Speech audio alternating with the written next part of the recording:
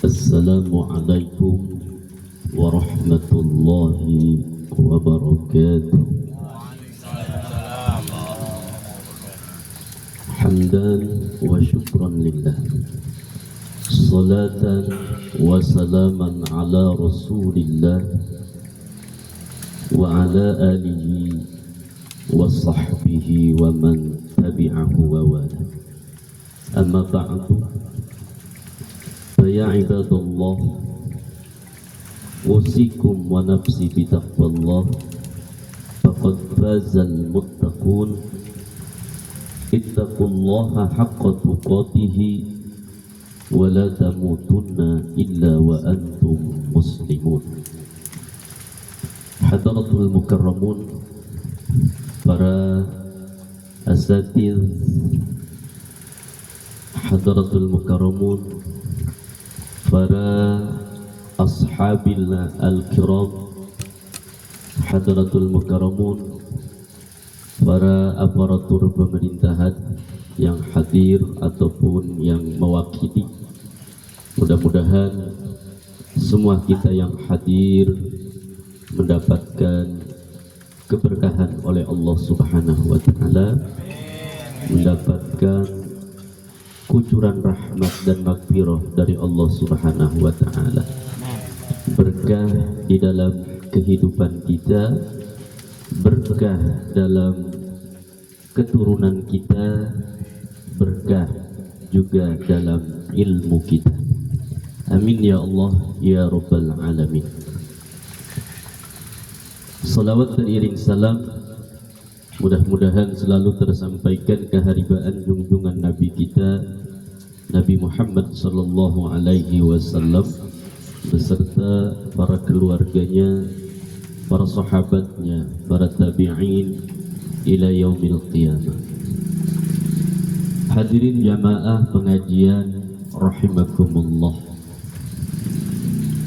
Pada kesempatan malam hari ini mungkin kita bersama membahas tentang kiai-kiai kita, tentang guru-guru kita, ulama-ulama kita yang terus-terusan memberikan arahan, memberikan nasihat, memberikan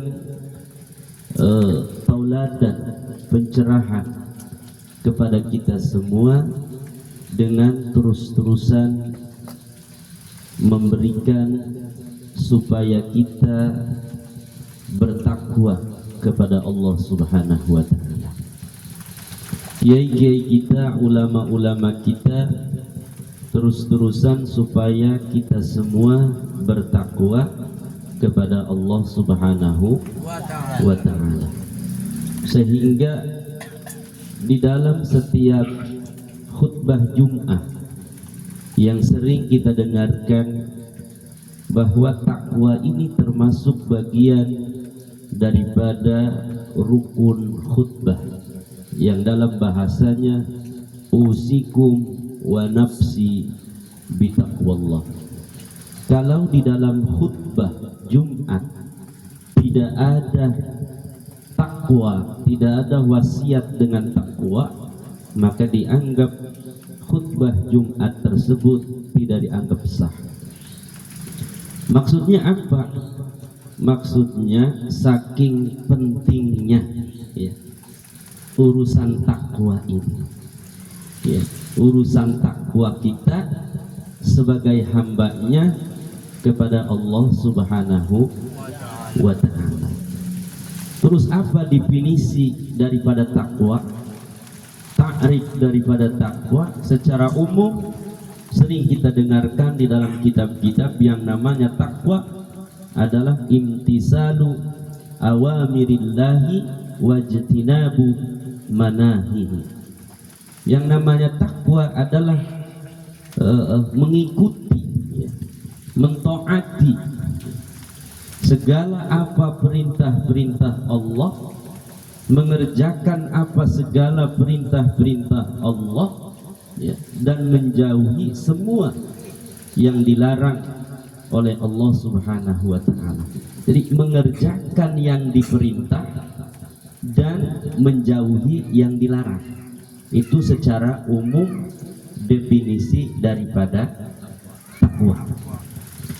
Hadirin rahimakumullah. Tetapi Imam Al-Ghazali memberikan konsep bahwa yang namanya takwa itu ada 3 tingkatan. Ada berapa? Ada 3 tingkatan. Maka kita semua bertakwa kepada Allah Subhanahu wa taala masuk kategori tingkatan ke-1, kedua atau ketiga. Jadi takwa dibagi tingkatannya ada 3 bagian. Yang pertama kata Imam Ghazali dalam kitab Minhajul Abidin, yang namanya takwa adalah at-ta'atu wal ibadatu. Sederhana, yang namanya takwa adalah taat dan melaksanakan ibadah. Apa yang namanya taat? Kok ada taat, ada ibadah? Ya, beda. Kalau taat, ya, taat itu kita baru mendekat ketika kita dipanggil. Contohnya seperti kita dipanggil sama orang tua kita langsung mendekat ke orang tua kita, nyamperin orang tua kita, itu namanya baru taat. Tapi isi daripada orang tua memanggil kita apa? Sebuah perintah, nih laksanakan ini. Maka ketika dilaksanakan oleh anaknya, disuruh orang tua, itu namanya ibadah. Tuh, jadi itu perbedaannya. Kalau taat itu baru mendekat, ya, kita nyamperin yang istilahnya memerintahkan kita. Tapi yang namanya ibadah, kitanya melaksanakan. Itu pengertiannya. Jadi kata Imam Ghazali, tingkatan yang pertama yang namanya takwa itu adalah taat dan ibadah. Ketika kita bisa melaksanakan taat ibadah kepada Allah, itu kita termasuk kategori orang yang takwa. Contoh, ketika Allah memerintahkan sholat 5 waktu, kita kerjakan. Ketika Allah Subhanahu wa ta'ala memerintahkan puasa bulan Ramadan, kita kerjakan. Ketika Allah Subhanahu wa ta'ala memerintah berzakat bagi yang mampu, kita kerjakan. Ketika Allah memerintahkan untuk berhaji juga bagi yang mampu, kita kerjakan. Nah, itu namanya takwa. Takwa. Sebaliknya, ya, kalau orang tidak melaksanakan sholat, ya, tidak sholat, tidak puasa, itu kategori orang yang tidak bertakwa kepada Allah. Jadi ringan saja, asal kita mau ibadah, asal kita mau melaksanakan perintah Allah, itu kategori takwa, atau kita sebut muttaqin, orang yang bertakwa. Ringan. Dan kita yang hadir ini, salat kita laksanakan, ya kan? Salat kita laksanakan, puasa bulan Ramadan kita laksanakan. Itu berarti kita termasuk kategori orang yang takwa. Yang kedua, nah, ini agak tingkatan yang biasa, ya, yang biasa. Tapi naik ke tingkatan yang kedua, kata Imam Ghazali, yang namanya takwa, kata Imam Ghazali, ialah al-khawfu wal haibah. Ini tingkatan yang kedua, rada naik sedikit kelasnya. Yang namanya takwa tingkatan kedua, al-khawf wal haibah. Apa itu khawf? Merasa diri kita takut kepada Allah. Nah, merasa diri kita takut kepada Allah dan merasa haibah, khawatir yang sangat tinggi diri kita kepada Allah. Haibah, merasa khawatir yang sangat tinggi diri kita kepada Allah. Ada rasa takut dan ada rasa khawatir yang sangat tinggi diri kita kepada Allah. Itu agak tinggi, agak naik. Takut apa? Takut tentang adab Allah. Takut apa? Takut tentang siksa alam kubur. Takut apa? Takut ketika nanti di akhirat kita tidak selamat. Itu rasa khauf. Jadi kita di dunianya ya, kita iringi di dalam diri kita yaitu dengan rasa sifat-sifat khauf. Nah ini meningkat. Kalau tadi hanya taat dan ibadah, tidak memikirin masalah khauf. Biasanya itu kita yang rata-rata tingkatan yang pertama. Kita taat, kita ibadah, tapi maksiatnya jalan terus, ya kan? Kita taat, kita salah, ya. Kita salah, tetapi berbuat maksiatnya terus jalan. Kita puasa, tetapi berbuat dosanya kita jalan terus.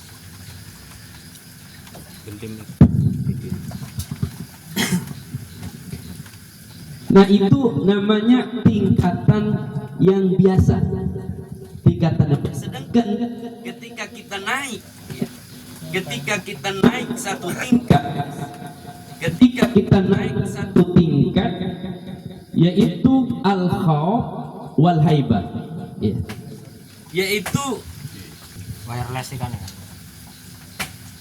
Nah, al-khauf ini ya bisa ada pada diri kita apabila kita bisa menjaga 7 perkara. Ya. Al-khauf bisa terlihat pada diri kita apabila ada 7 perkara. Pertama, yang namanya khauf, ya, kita menjaga 7 anggota badan kita. Mana 7 anggota badan kita? Pertama, lisan. Nah, lisan ini ya, maka kita harus jaga jangan sampai berbicara yang melanggar atau yang dilarang oleh Allah Subhanahu wa taala. Apa penyakitnya lisan? Apa dosa lisan? Pertama, al-kizbu, berbohong. Yang kedua adalah an-namimah, ya, mengadu domba. Ya, itu melalui lisan. Ya, melalui lisan. Yang ketiga adalah al-ghibah. Apa itu ghibah? Menggunjing, menjelekkan orang lain. Nah, itu dosa daripada lisan. Maka yang pertama dosa lisan ini kita jaga karena takut kepada Allah. Nah, itu tingkatan yang agak naik. Yang kedua, anggota badan yang kedua adalah mata. Mata kita jaga jangan sampai berbuat dosa dengan mata kita. Apa dosa mata? Melihat sesuatu yang diharamkan oleh Allah Subhanahu wa ta'ala, yaitu melihat perempuan dengan pandangan-pandangan syahwat, melihat perempuan orang lain yang bukan istri kita dengan pandangan syahwat. Ya. Ada orang perempuan lewat di jalan, kita bayangin, Masya Allah, itu gede amat. Nah, itu melihat perempuan yang bukan istri kita dengan pandangan syahwat sambil dihayali, sambil dinikmati, sambil dihayati. Nah, itu adalah pandangan ya, yang istilahnya dilarang oleh Allah Subhanahu wa ta'ala. Maka orang yang bertakwa tingkatan kedua menjaga pandangannya jangan sampai berbuat yang dilarang oleh Allah Subhanahu wa ta'ala. Ini agak naik tingkatannya. Yang ketiga yaitu telinga, ya. Anggota badan yang ketiga adalah telinga. Maka telinga dosanya adalah mendengarkan sesuatu yang haram, yang tidak boleh didengarkan. Seperti kepengen mengetahui rahasia orang lain, padahal itu lagi berbicara rahasia, kitanya pengen denger saja, kitanya pengen tahu saja, kepo. Jadi sembunyi-sembunyi, ngumpet-ngumpet, ya, telinganya sambil mendengarkan orang yang sedang berbicara rahasia. Itu tidak boleh. Nah, itu artinya dosa daripada telinga. Bagi orang yang bertakwa, tingkatan yang kedua menjaga telinganya jangan sampai mendengarkan yang dilarang oleh Allah Subhanahu wa ta'ala. Yang keempat, anggota badan yang keempat yaitu tangan. Ya, kedua, tangan kita jangan sampai tangan ini memegang atau berbuat, melaksanakan hal-hal yang dilarang oleh Allah Subhanahu wa ta'ala. Karena kita melaksanakan hal yang dilarang oleh Allah Subhanahu wa ta'ala biasanya pakai tangan. Ya kan, megang perempuan yang bukan mahram kita pakai tangan. Pertamanya dipegang tangannya, lajunya mah terus kemana-mana tangan. Ya kan, merabah kemana-mana. Nah itu yang dilarang oleh Allah Subhanahu wa ta'ala. Atau ketika kita melihat ada buah tetangga, merah-merah, matang-matang, kita ambil dengan tangan. Nah, itu yang dilarang oleh Allah Subhanahu wa ta'ala. Al-khawf, harus diterapkan merasakan takut kepada Allah. Anggota badan kita berbuat dosa. Berapa? Yang kelima adalah kaki. Biasanya berbuat dosa itu diantaranya ialah dengan melangkahkan kaki kita. Ya, tindakan setindak, dua tindak itu akan dicatat oleh Allah dengan catatan dosa. Ya. Maka orang yang bertakwa, ya, maka kakinya tidak mau dilangkahkan, dijaga kakinya, tidak mau melangkahkan di hal-hal perkara yang dilarang oleh Allah Subhanahu wa ta'ala. Dan yang keenam ya adalah batn. Apa itu batn? Perut. Ya, perut kita harus kita jaga, jangan sampai barang-barang yang masuk ke dalam perut kita adalah perkara-perkara yang dilarang oleh agama, dilarang oleh Allah Subhanahu wa ta'ala. Memakan yang bukan halal, memakan yang bukan haknya, pakai riba ladang riba, ya, dapat nyuri, dapat nipu, dapat ngebohong, punya orang, mangga punya orang, Estella punya orang, hantem, endog, telur punya orang, kita ambilin. Iya. Kita makan. Nah itu kalau orang yang bertakwa kepada Allah tingkatannya menjaga perutnya jangan sampai masuk ke dalam perutnya hal-hal perkara yang diharamkan oleh Allah Subhanahu wa ta'ala. Dan yang ketujuh adalah farj. Apa itu farji?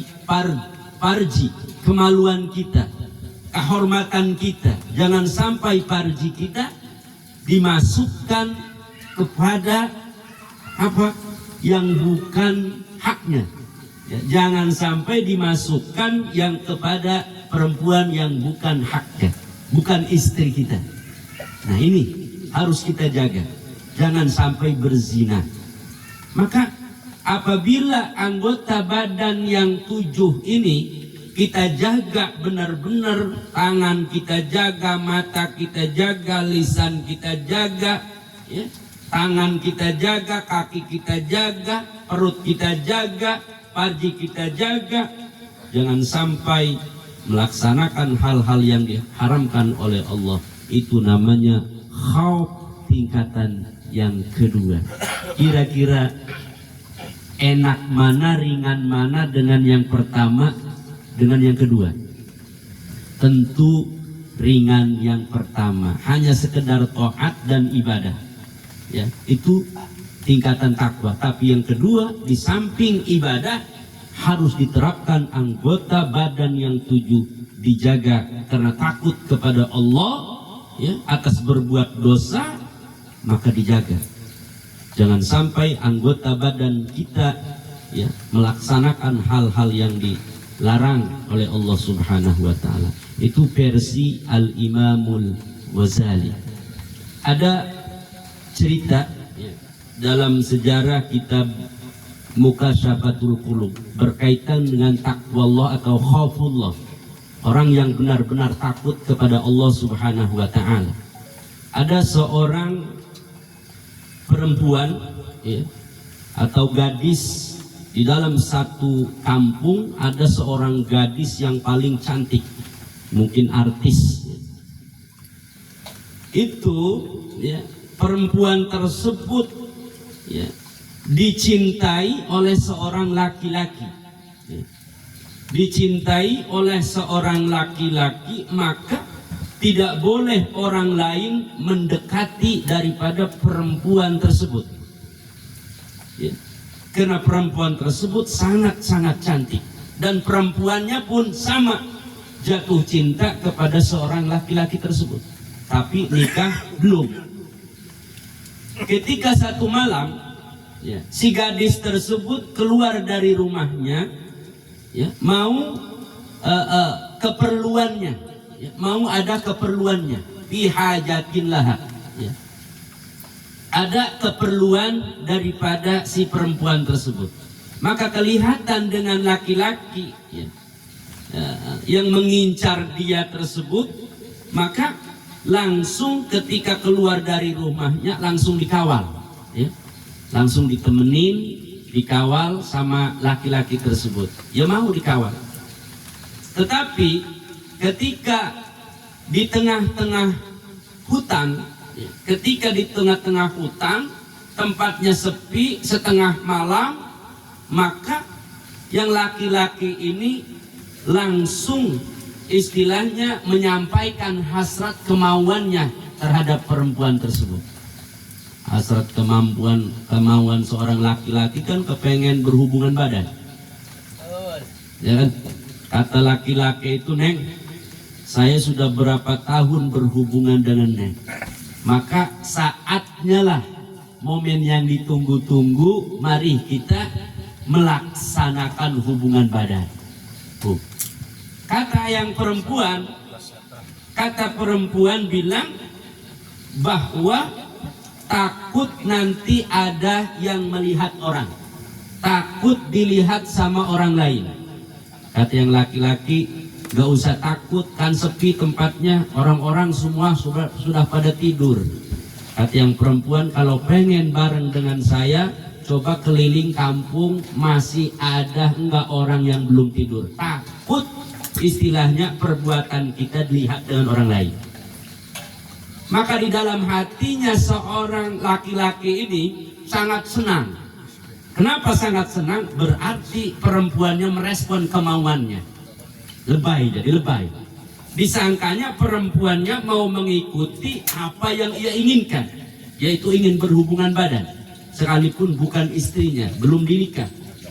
Maka disuruh sama perempuan tersebut supaya keliling rumah, keliling kampung, supaya dideteksi dari rumah masih ada apa tidak orang yang belum tidur. Takut ketika ada orang yang belum tidur mengetahui perbuatannya. Disangkanya begitu sama laki-laki. Maka langsunglah ya, muter mendeteksi setiap rumah, semua sepi, tidur semua.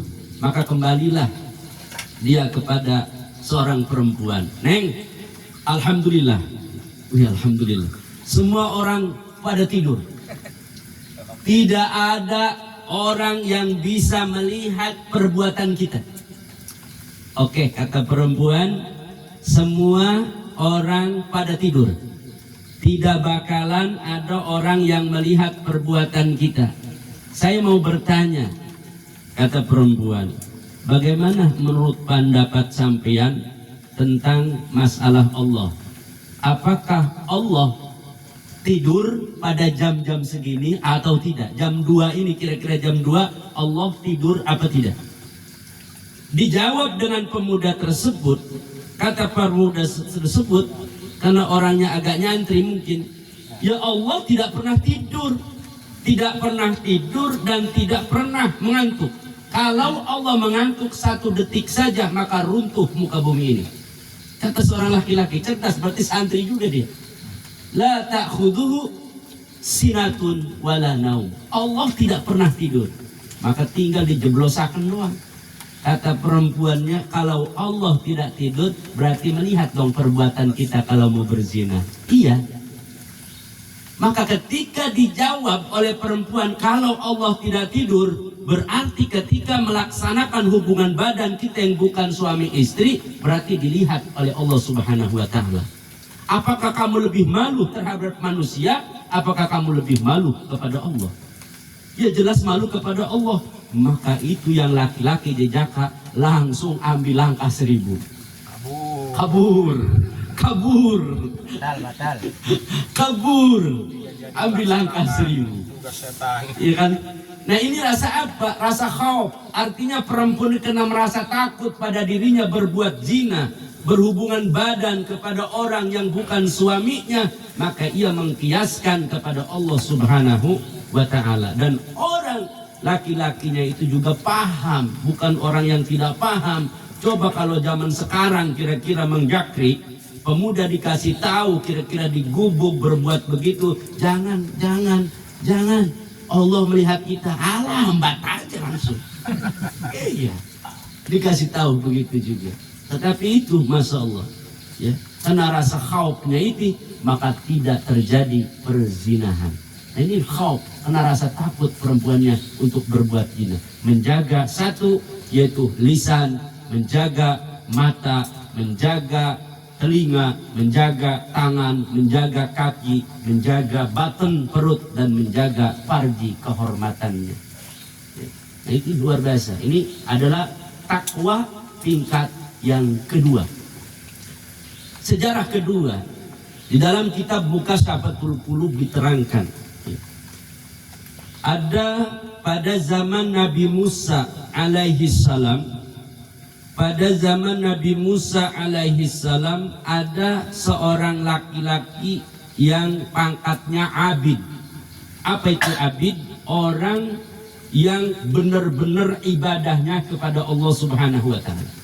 Kalau siang dia puasa, itu abid.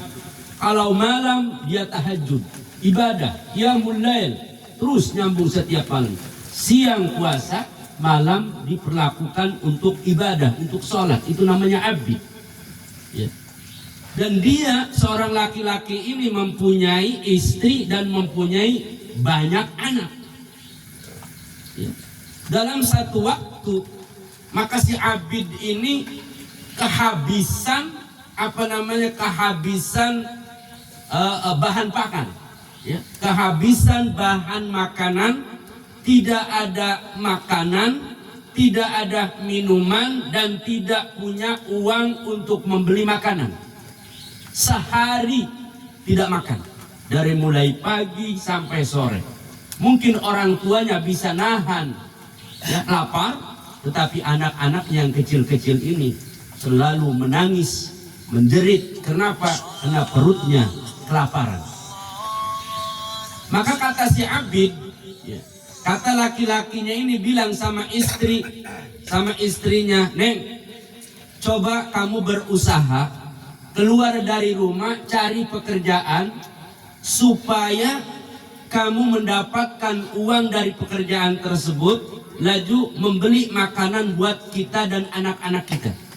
Maka seorang laki-laki tersebut menyuruh istrinya, namanya kan orang abid, ya, ibadah mah kuat, ibadah mak rosak, tapi ilmunya kagak ada. Ilmunya tidak ada, ilmu agamanya kurang. Maka seharusnya kewajiban dia untuk mencari duit, ya, untuk anak-anak yang tidak makan 1 hari 2 hari. Ini merintahkan kepada istrinya, nyuruh pada istrinya supaya keluar dari rumah, ya, untuk mencari pekerjaan. Mungkin kalau zaman sekarang itu ya suruh kerja di mana tuh, Arab Saudi, ya suruh kerja kemana lah, ya kan. Laki-lakinya dan suaminya enak di rumah aja kayak direktur utama, nungguin kiriman aja kan. Mantap kan. Lalu keluarlah istrinya. Kenapa? Karena tidak tega kepada anak-anaknya yang tidak makan 1 malam 1 hari, karena menangis. Maka keluar untuk mencari pekerjaan. Tetapi tidak ada 1 orang pun yang mau mempekerjakannya. Maka dia meminta-minta kepada orang pun tidak ada yang ngasih, ya, tidak ada yang ngasih buat anaknya. Maka melihat ada 1 rumah yang sangat-sangat bagus, itu rumah, berarti kalau rumah itu bagus orangnya orang kaya, ya. Maka disamperin itu rumah sama perempuan tersebut, Ya, ketika bertemu dengan tuan rumahnya, ia menyampaikan hajatnya. Maaf, saya ini orang fakir, saya udah 2 hari tidak makan, anak-anak saya menangis, suami saya menangis, dan saya pun belum makan dari kemarin. Saya minta dengan kemurahan Tuhan, minta makanan. Kalau sekarang minta beras, ya kan, minta duit. Apa jawabnya laki-laki tersebut? Memang benar laki-laki tersebut adalah orang kaya. Apa jawabnya? Oke, kata laki-laki tersebut, kamu kebutuhannya akan saya kasih, buat anak kamu, buat suami kamu akan saya kasih semaunya. Tapi dengan catatan, kamu harus melayani kita 1 jam aja. Harus melayani kita, kata laki-laki, berhubungan badan 1 jam. Iya. Diberikan apa yang diminta, tapi dengan imbalan pengen berhubungan badan. Maka si perempuan tersebut sontak terdiam, ya, tidak menyanggupi. Maka daripada dia berzina, daripada ia melayani daripada kemauan seorang laki-laki yang ingin berhubungan badan yang bukan suaminya, maka dia lebih baik pulang, tidak menyanggupi. Tetapi ketika pulang disambut dengan jeritan anaknya, "Mah, apakah sudah ada makanannya, Mah? Saya lapar, Mah, saya lapar. Kayaknya kalau hari ini nanti malam kita tidak makan, kayaknya kita mati. Kayaknya kita mati, maka kuat, udah 2 hari 2 malam tidak makan. Kayaknya kalau tidak membawa makanan saya mati, Mah." Mungkin ibunya kuat, mungkin suaminya kuat, tapi melihat anak-anaknya yang kecil ini yang tidak kuat. Maka sontak, ya, si perempuan tersebut kembali lagi kepada seorang laki-laki yang menawarkan, ya, segala macam rupa makanan, tapi dengan imbalan, dengan syarat berhubungan badan. Maka kembalilah, ketika kembali langsung disamperin dengan seorang laki-laki tersebut, ya. Kata seorang laki-laki, "Gimana? Siap kamu mau meladeni kita 1 jam?" Kata seorang perempuan tersebut, "Apa boleh buat? Saya tidak tega melihat anak-anak saya kelaparan, suami saya kelaparan, anak-anak saya takut mati tidak makan. Kalau kamu mau menginginkan kehormatan saya, berhubungan badan, saya siap." Kata seorang perempuan tersebut, "Ayo masuk." Dimasukin ke dalam kamarnya. Ketika sudah masuk berduaan di dalam kamar, maka si perempuan ini bergetar. Bergetar tangannya, gemetar kakinya, gemetar seluruh anggota badannya, gemetar seperti orang yang kedinginan. Gemetar, seluruh badan digemetar. Maka seorang laki-laki tersebut kaget. "Loh, tadi kamu gak gemetar, kenapa setelah masuk kamar kamu gemetar? Apakah kamu takut kepada saya? Apakah kamu tidak siap takut kepada saya?" Apa jawaban perempuan tersebut? "Tidak, saya tidak takut kepada kamu, tapi aku takut kepada Allah Subhanahu wa Ta'ala. Bagaimana saya istilahnya kalau berbuat zina, ya, melayani yang bukan suami saya, bagaimana nanti di akhirat adab saya, sehingga saya takut kepada Allah Subhanahu wa Ta'ala." Tanpa terasa kaki bergetar, tangan bergetar, seluruh anggota badannya bergetar, bukan takut kepada seorang laki-laki tersebut, tapi takut terhadap adab Allah Subhanahu wa Ta'ala. Maka mendengar ucapan perempuan tersebut, seorang laki-laki yang tadinya mau berbuat jahat kepada perempuan tersebut sontak berbalik. Dia berpikir dengan akal sehatnya, seorang perempuan yang fakir saja dia takut kepada Allah, dan demi membelain anaknya dia mau berbuat zina tapi takut kepada Allah. Seorang fakir, tapi kenapa saya orang yang kaya, kenapa saya tidak takut kepada Allah? Sontak pada waktu itu langsung seorang laki-laki tersebut keluar, langsung yaitu ngwadahin karung, karungnya itu dipenuhin dengan roti, dipenuhin dengan gandum, dipenuhin dengan makanan-makanan, disiapkan uang sebanyak-banyaknya. Setelah sudah cukup dirasa, maka si laki-laki tersebut berbicara kepada perempuan, udah kamu pakaian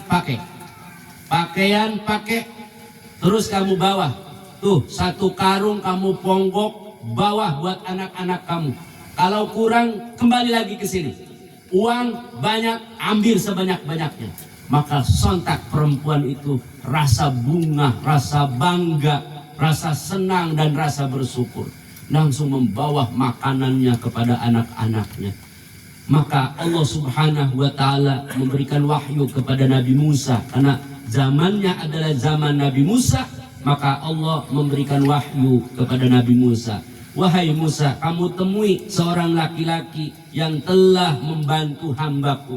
Yang pertamanya dia mau berbuat zina, tapi diingatkan dengan hambaku seorang perempuan, lalu ia takut kepada Allah Subhanahu wa Ta'ala, lalu dia tidak berbuat zina, bahkan memberikan keperluan logistik, makanan, segala macam buat perempuan tersebut. Kamu temui Musa, berikan kabar gembira bahwa seluruh dosanya diampuni oleh Allah Subhanahu wa Ta'ala. Maka Nabi Musa mencari seorang laki-laki tersebut. Ketika ketemu dengan seorang laki-laki tersebut, Nabi Musa berkata, wahai seorang laki-laki yang dermawan, kamu gembiralah. Gembira kenapa? Kata seorang laki-laki, karena Allah Subhanahu wa Ta'ala telah mengirimkan salam kepadaku bahwa kamu telah diampuni seluruh dosanya oleh Allah Subhanahu wa Ta'ala. Kenapa saya diampuni? Kata seorang laki-laki, karena kamu mau berbuat zina, mau berbuat jahat, diingatkan dengan seorang perempuan, akhirnya tidak jadi, merasa takut kepada Allah Subhanahu wa Ta'ala dan memberikan logistik makanan sebanyak-banyaknya buat perempuan tersebut. Maka Allah Subhanahu wa Ta'ala memberikan hidayah, memberikan taufik lewat seorang perempuan yang takwanya luar biasa kepada Allah Subhanahu wa Ta'ala. Maka banyak ayat-ayat yang menerangkan bahwa kita sebagai hambanya supaya kita bertakwa kepada Allah Subhanahu wa Ta'ala. Dan surga yang begitu luasnya adalah dipersiapkan buat orang-orang yang bertakwa. Uiddat lil muttaqin. Ya, surga disiapkan bagi orang-orang yang takwa kepada Allah Subhanahu wa Ta'ala. Banyak ayat, di antaranya Allah Subhanahu wa Ta'ala berfirman, innal muttaqina fi jannati wa uyun. Innal muttaqina fi jannati wa uyun. Bahwa sesungguhnya orang yang bertakwa, orang-orang yang bertakwa kepada Allah, fi jannatin, itu berada di dalam kebun-kebun surga, ya, ada di taman-taman surga, wa uyunin, disertai dengan air-air yang mengalir di dalam surganya Allah Subhanahu wa Ta'ala. Itu orang yang takwa dijamin surga oleh Allah Subhanahu wa Ta'ala di akhiratnya. Ada lagi ayat, banyak ayat yang menerangkan orang-orang yang bertakwa. Innal muttaqina fi jannatin wa na'im. Sesungguhnya orang yang bertakwa, orang-orang yang bertakwa fi jannatin, yaitu tempatnya di dalam taman-taman surga, wa na'im, dan merasakan kenikmatan-kenikmatan yang ada di dalam surga. Ada lagi ayat yang menerangkan innal muttaqina fi maqamin amin, bahwa sesungguhnya orang yang bertakwa kepada Allah Subhanahu wa Ta'ala waktu di dunianya, ketika di akhirat fi maqamin amin, di dalam suatu tempat yang aman. Ketika di akhirat di tempat yang aman, tidak lain adalah surganya Allah Subhanahu wa Ta'ala. Ada lagi ayat innalil muttaqina mafaza, sesungguhnya bagi orang-orang yang bertakwa mafaza, kebahagiaan nanti di akhirat. Apa kebahagiaannya? Hadaiqa wa a'naba. Hadaik, kebun-kebun yang ada di surga akan ia nikmati. Wa'naba, dan buah anggur-anggur yang indah akan ia nikmati, seluruh kenikmatan yang ada di surga. Itu disiapkan adalah lil muttaqin, bagi orang-orang yang takwa. Maka banyak ayat-ayat di dalam Al-Quran yang menerangkan bahwa kita sebagai hambanya Allah disuruh bertakwa kepada Allah Subhanahu wa Ta'ala di dunia. Karena orang yang takwa di dunia, insya Allah akan diberikan kemudahan oleh Allah, akan diberikan rizki oleh Allah, rizki yang tidak disangka-sangka, min haitsu la yahtasibu, sebagaimana ayat Allah Subhanahu wa Ta'ala, wa may yattaqillaha yaj'al lahu makhraja wa yarzuquhu min haitsu la yahtasibu. Yang siapa orang yang takwa kepada Allah di dalam dunianya, ini dalam dunia yang tadi itu ketika kita kembali ke dalam akhirat. Innalil muttaqina fi jannat, nanti kita kembali di akhirat fi jannat. Nanti kita kembali di akhirat innalil muttaqina mafaza hadaika wa anaba, itu ketika kita kembali di akhirat. Tetapi di dunianya kita melaksanakan takwa kepada Allah, maka hikmah bagi orang yang bertakwa di dunianya, yaj'al lahu makhraja. Pertama, ketika kita dihadapkan dengan suatu kesulitan, dihadapkan dengan sesuatu hal perkara yang dianggap diri kita tidak mengenakkan, apakah itu tidak punya uang, apakah itu tidak punya apa-apalah kita ke dalam kehidupan kita, ada masalah apa, Allah akan yaj'al lahu makhraja. Allah akan menjadikan solusi, ya. Allah akan mencarikan solusi, ya. Allah akan membuka, ya, jalan, ya, untuk jalan keluar baginya. Bahkan wa yarzuquhu min haitsu la yahtasibu. Rizkinya orang yang takwa itu adalah rizki yang tidak disangka-sangka. Bagaimana rizki yang tidak sangka-sangka? Ada rizki yang disangka, yang sudah pasti, ada yang rizki yang belum pasti. Maksudnya min haitsu la yahtasib. Rizki yang sudah dipasti itu seperti orang bekerja jadi karyawan. Orang jadi pekerja jadi karyawan UMR, kalau gajinya 4,5 juta satu bulan, udah 4,5 juta. Kalau ada lemburan bisa jadi 5 juta, bisa jadi 6 juta. Itu sudah terdeteksi bakal gajinya segitu.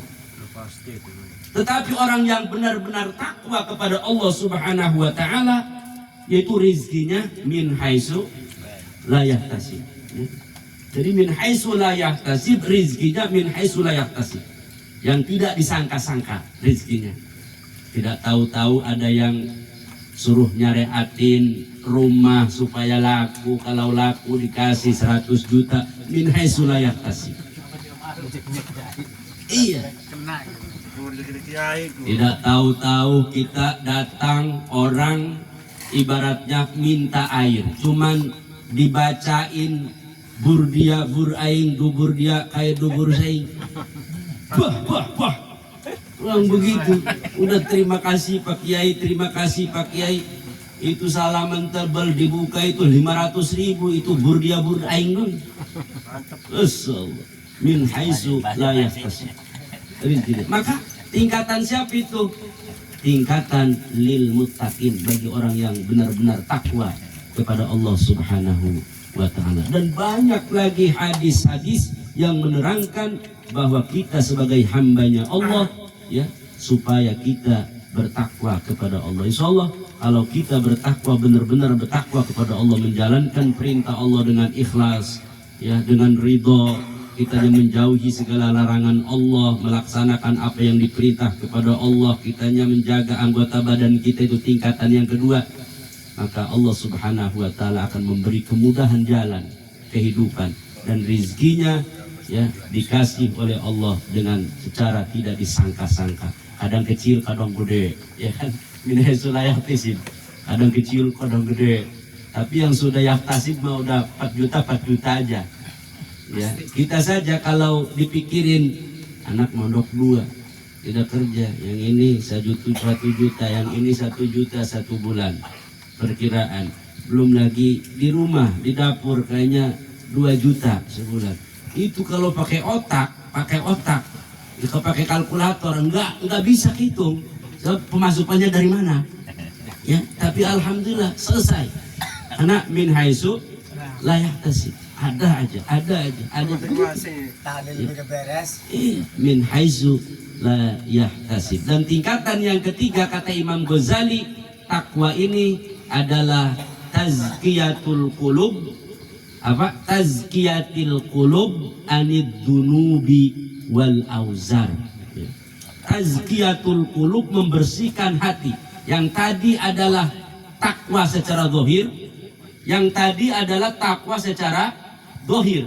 Badan, tangan kita jaga jangan berbuat maksiat. Tingkatan kedua, mata kita jaga tidak boleh berbuat maksiat.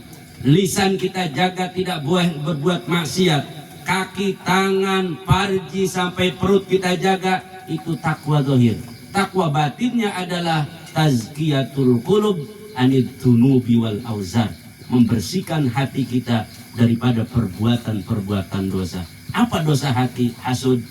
Apa dosa hati? Ujub. Apa dosa hati? Takabur. Apa dosa hati? Riya. Apa dosa hati? Namimah. Apa dosa hati? Sum'ah. Apa dosa hati? Suhroh. Itu dosa hati. Hilangkan hal-hal penyakit-penyakit hati, baru kita nyampe ke derajat takwa yang paling tinggi, yaitu urutan yang ketiga. Mungkin kita hanya urutan yang pertama secara umum takwanya, at-ta'at wal ibadah. Sholat mah sholat, maksiat mah jalan terus. Puasa mah puasa, gawe dosa mah terus jalan.